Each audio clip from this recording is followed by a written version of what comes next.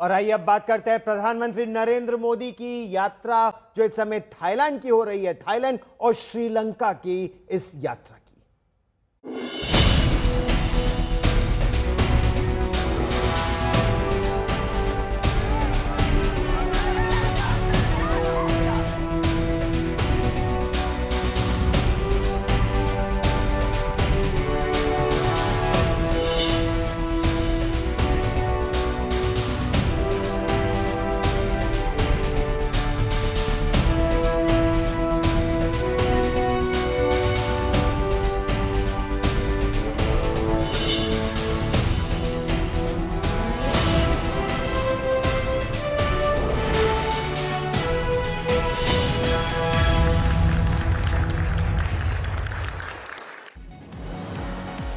Bangkok में प्रधानमंत्री नरेंद्र मोदी ने एक बड़ा ऐलान किया है। भारत और थाईलैंड ने अपनी साझेदारी को रणनीतिक साझेदारी का रूप देने का अब फैसला कर लिया है और यह हिंद प्रशांत महासागर क्षेत्र में चीन के बढ़ते प्रभाव के बीच एक बहुत ही महत्वपूर्ण कदम है।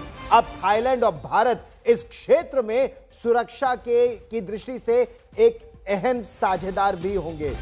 विस्तार से इस पर चर्चा करेंगे। प्रधानमंत्री नरेंद्र मोदी ने कहा है कि भारत की अब लुक ईस्ट नहीं, एक्ट ईस्ट नीति में थाईलैंड की बहुत प्रमुख भूमिका है।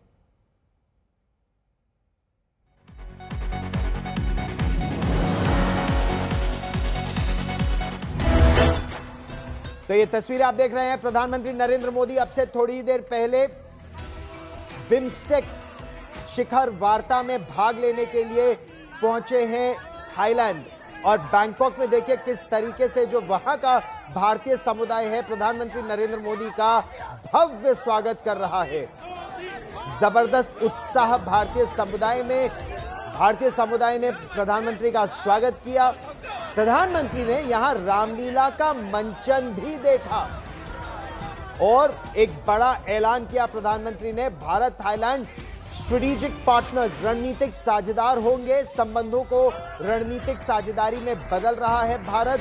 ये जो तस्वीरें आप देख रहे हैं, भारतीय जो डायस्पोरा है उनसे प्रधानमंत्री की मुलाकात, वहां उनका राजकीय सम्मान दिया गया, उन्हें एक सेरेमोनियल गार्ड ऑफ ऑनर उन्हें दिया गया।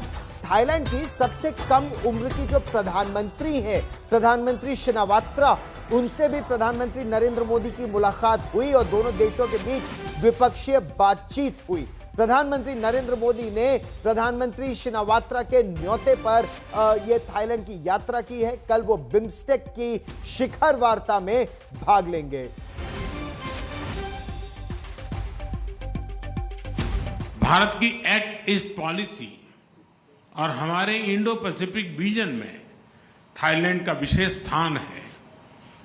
आज हमने अपने संबंधों को स्ट्रैटेजिक पार्टनरशिप का रूप देने का निर्णय लिया है। सुरक्षा एजेंसियों के बीच स्ट्रैटेजिक डायलॉग स्थापित करने पर भी चर्चा की है।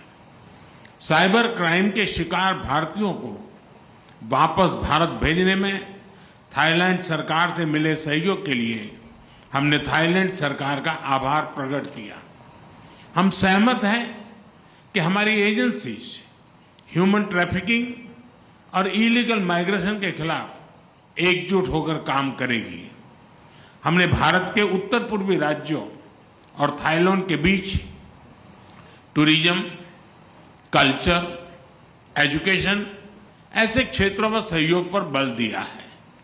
आपसी व्यापार, निवेश और बिजनेसेस के बीच आदान प्रदान बढ़ाने पर हमने बात की। एमएसएमई, हैंडलूम और हैंडीक्राफ्ट में भी सहयोग के लिए समझौते किए गए हैं। Renewable energy, digital technology, e vehicle, robotics, space, biotechnology और स्टार्टअप में सहयोग को बढ़ाने का हमने निर्णय लिया है। फिजिकल कनेक्टिविटी के साथ साथ दोनों देशों के बीच फिनटेक कनेक्टिविटी बढ़ाने पर भी काम किया जाएगा।